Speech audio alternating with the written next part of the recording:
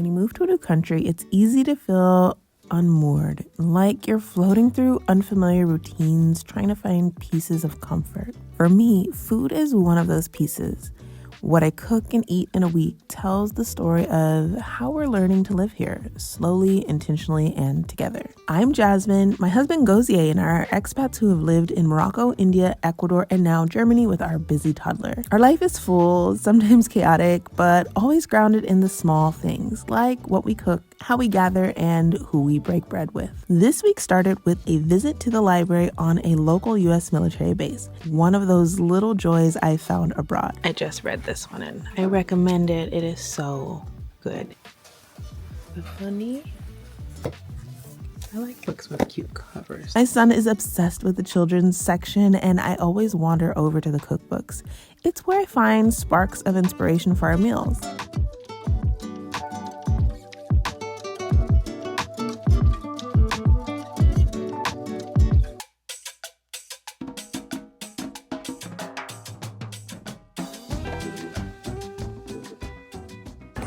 Hi, it's a nice day today.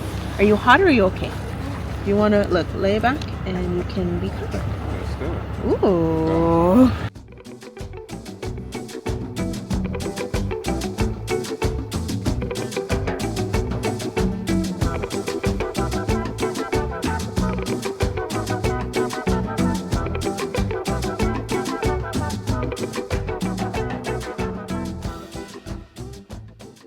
We went to lunch at a Vietnamese restaurant called Pho Bouf. I love discovering new dishes in local spots. And for me, cooking isn't just about feeding my family. It's a way to explore cultures, connect with stories, and spark new ideas for what ends up on our table.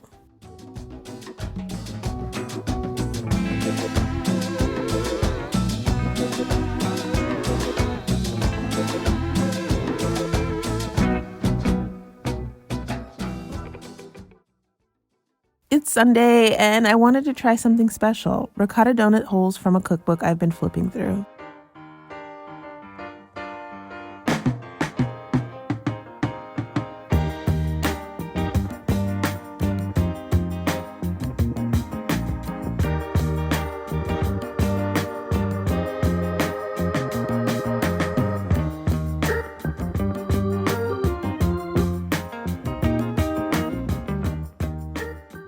It was a fun dish to make with my little one, even though the results weren't perfect. And let's just say round 2 might involve a few upgrades. If you want a reimagined version, let me know in the comments. The best way possible in Christ's spirit, in Jesus' name. Amen. Amen. Blueberries are good. The rest of the day was dedicated to self-care. Hair wash days are full events in this house, especially with the hard water here in Germany. These are some of the products that I am currently using on both of our heads of hair.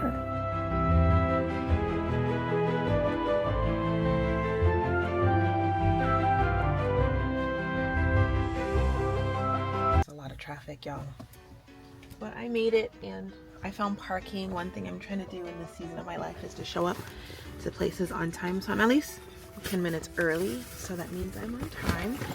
And I brought some yogurt and then I made some granola, which is there. So I'm gonna go in and take this inside. I'm also working with the little ones today, so I'll be in the nursery. So I'm excited about that. I'm excited to hang out with you today. His smile is so cute, it's so big. Mommy gets to finally hang out with her baby. Yeah. All right, I will see you all a little later today. Like I mentioned, I had the opportunity to serve in the nursery at the Bible study and bring something for the potluck. It reminded me that building a new life in a new country doesn't always come from big moments. It happens in quiet, everyday opportunities to show up and share what you have. Do you want salmon?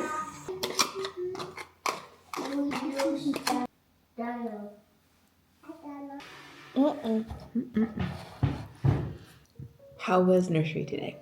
Good. Good? Did you play? Yeah. Did you like having mommy there? Yeah.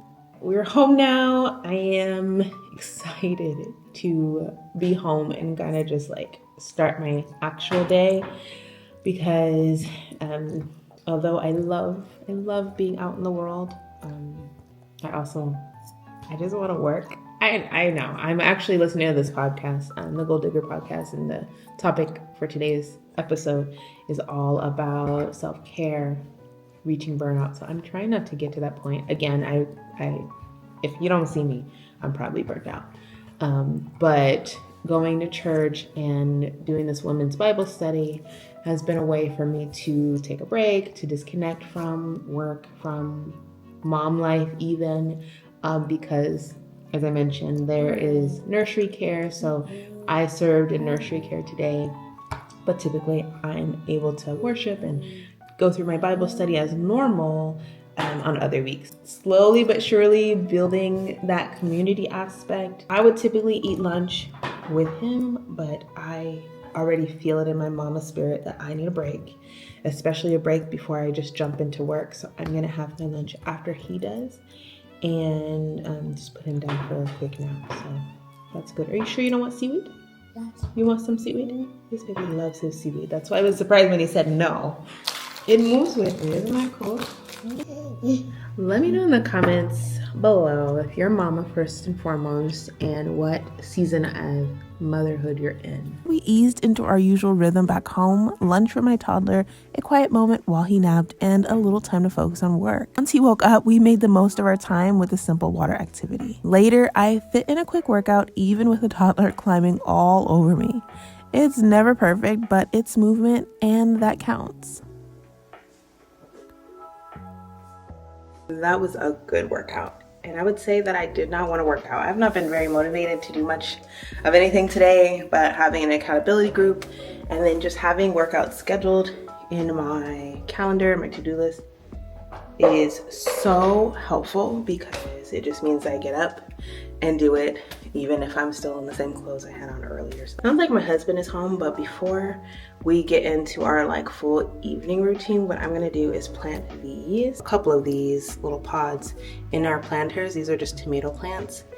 And yeah, I just wanna get them planted real quick just to get them started in the dirt outside.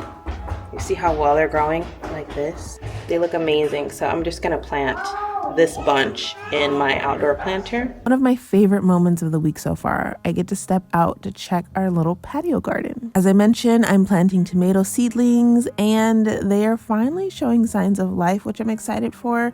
So I hope they survive outside. There's something so satisfying about tending to something, watching it grow, especially in a season where so much is still new and uncertain. Now on to make some dinner for everybody. For dinner, I heated up my silky chicken tortilla soup and made homemade tortilla chips for us to enjoy.